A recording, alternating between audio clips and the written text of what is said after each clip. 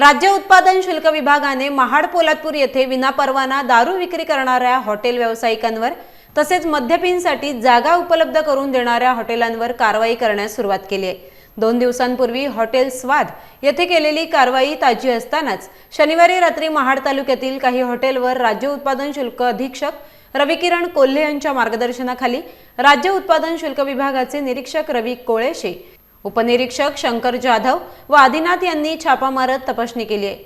यावेळी दस्तुरी नाका येथील हॉटेल बिग फ्लॅश येथे दारू पित असताना 4 जण आढळलेत। या कारवाईमध्ये एकूण 1265 रुपयांचा मुद्देमाल जप्त करण्यात आलाय।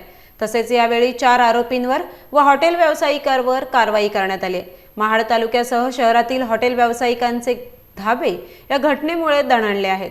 यावेळी हॉटेल व्यावसायिकांना 149 ची नोटीस बजावण्यात आली आहे। तसेच अधिक तपास उपनिरीक्षक शंकर जाधव करत आहेत।